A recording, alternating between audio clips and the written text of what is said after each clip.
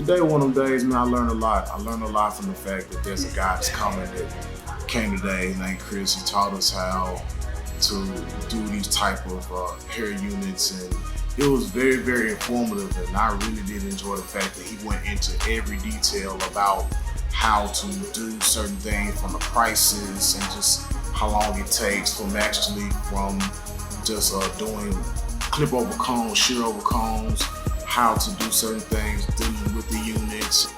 This industry is unlimited.